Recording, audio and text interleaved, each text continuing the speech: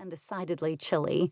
It seemed like a most inhospitable place to live or even to die, despite the grand rooms, the endless artwork and elegance, all of it chipped, faded, or otherwise shabby.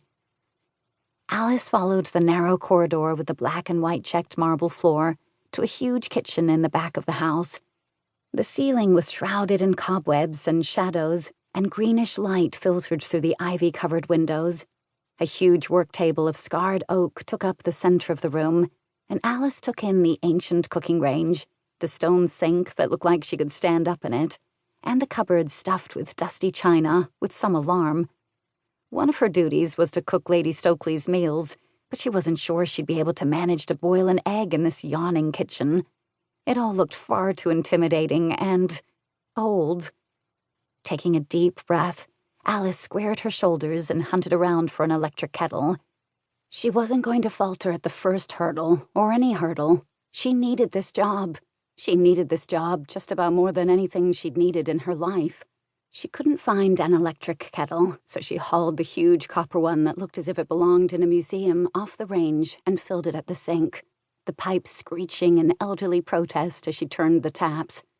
Fortunately, there was a 2-ring electric cooker shoved up next to the huge range, and, her arms aching, Alice heaved the kettle up onto the stovetop, balancing it between the 2 rings before turning it on. Now to find the tea.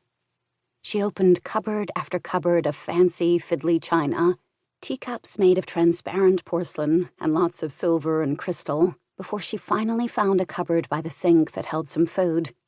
Tea bags, sugar, a few tins of Spam, and some boxes of UHT milk.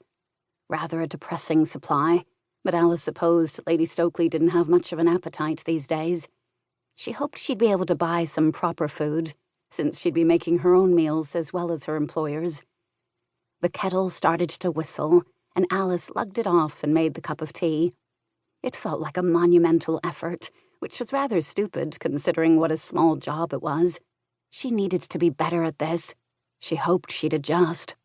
Placing the cup on the saucer, she started down the hallway in search of the sitting room and Lady Stokeley. It took several tries, ducking her head into various dust-sheet-shrouded rooms, before she finally found a little sitting room that seemed cozy if rather shabby, a settee that looked as if it were made from horsehair, an armchair with huge wooden clawed feet that Lady Stokeley was settled in, an electric bar fire with 1 bar offering a tepid orange glow in front of the ash-strewn fireplace, and what looked like a black and white television circa 1960. The walls were covered with faded, peeling wallpaper, and no small amount of oil paintings in ornate frames jostled for space. "Here you are." Alice tried to inject a cheerful note into her voice as she placed the teacup on the table next to Lady Stokeley, who was squinting at a large print Sudoku puzzle book. "Eh? Oh, thank you, my dear."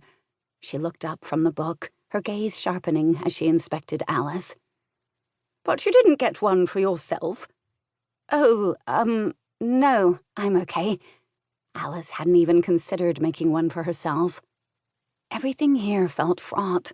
She'd taken care of the elderly before. She knew how to do that. She'd worked in a nursing home for 4 years, after all. But she'd never been someone's personal nurse, and she'd never worked for someone who lived in a place like this.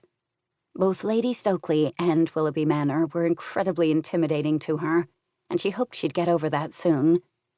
Lady Stokeley settled back into the enormous armchair and took a sip of tea. "Why don't you sit down?" she suggested.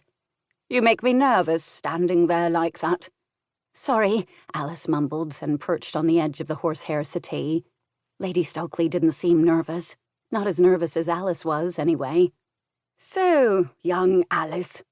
Lady Stokeley smiled, and Alice thought her faded blue eyes looked both shrewd and kind. "I gather you have not had an easy time of it lately." How much had Ava told her? "It's been difficult," Alice allowed. "But everyone has their challenges, I suppose." "True enough." Lady Stokeley took another sip of tea. "Even the most charmed life has its moments, and everyone will experience, whenever it comes, a season of sorrow." For a second, her face looked wistful, her lips pursed, her gaze distant. Then she shook the mood off like a dog shaking its wet coat.